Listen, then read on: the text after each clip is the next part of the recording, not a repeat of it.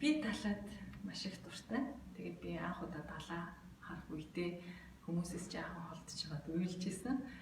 Тэгээд нэлээд хэдэн жилийн өмнө би бас Facebook дээр нэг зураг тавьжсэн л да. Нэг анх удаа далаа харж байгаа зааны тугал гэд ингээд бүр урт хоёр хөлн дээрээ өвдгөл сууж далаа руу бүр хамаг нүрээ ингээд хийцэн. Би яг тийм байдалд орж исэн.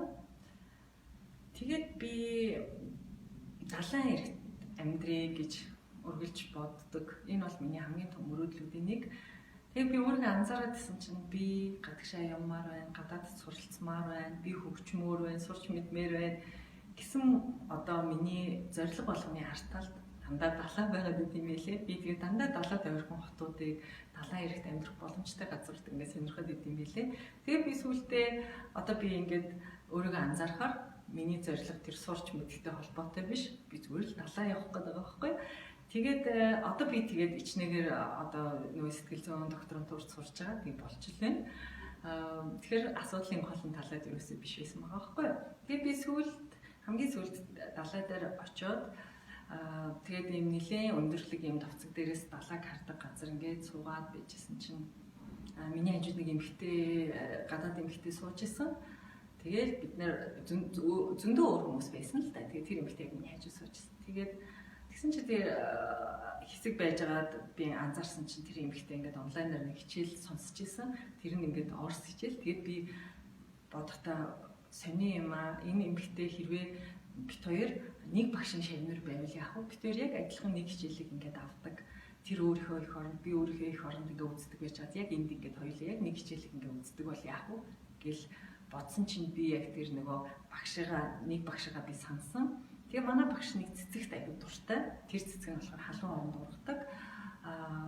Тэгээд тэр цэцгийг багш маань өөрийнхөө цэцэрлэгт тарий гэж их мөрөөддөг байсан юм байлээ. Тэгээд одоо ганцхан улиралтай ч юм уу үргэлж дулаанаараа зунаараа байдаг газрын цэцэг. За одоо өсрөл хоёр улиралтай байлгүй дээ. Дулааны улирал, борооны улирал гэдэг.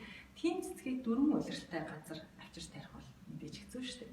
Тэгээ багш маань эхлээд тэрийг судлаад өөрийнхөө би цэцэрлэгт тармаар байна. Би өөрийгөө тэр цэцгсээр хүрээлүүлмээр байна гэд эхлээд мөрөөддөг байсан.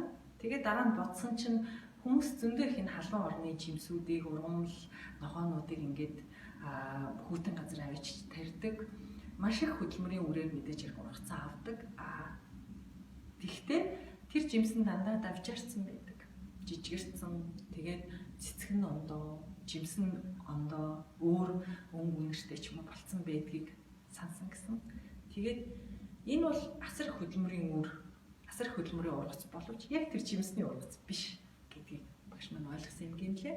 Тэгээд тэр цэцгийг одоо тэгэж ирлээдсжүүлж өөрийнхөө нутагшуулж тэ өөрийнхөө орон нутагшуулъя гэдэг санаагаа орхисон.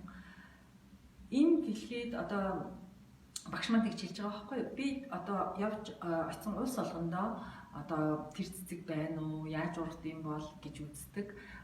Би ингээл нүдэн анингууд тэр янз бүрийн цэцэрлэгүүдийг сандаг. Тэр бүх цэцэсийг хардаг. Тэгэхээр тэр дэлхийн цэцэгс бүгдээрээ минийх. Тэрийг би заавал өөрийнхөө яг энэ цонхны гадаа байх хэрэггүй юм байлээ гэсэн үгийг би яг тэр далаа дээр гинт санаад нэрээ би одоо ингээл нүдэн анингууд миний очиж үзчихсэн бүх далаа ингээ надад харагддаг.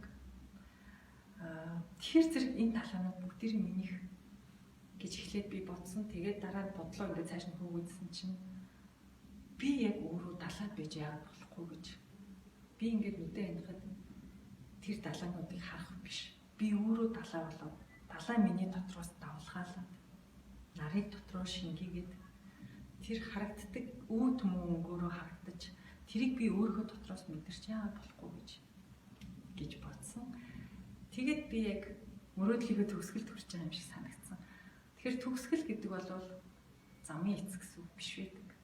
Төгсгөл гэдэг бол төгс төгөлдөр болно гэсэн үг. Тэгээд энэ мөчөд би зүгээр л би далайг үргэлж харах юмсан. Далайн хажууд амьдрах юмсан. Далайг хажуудаа байлгах юмсан.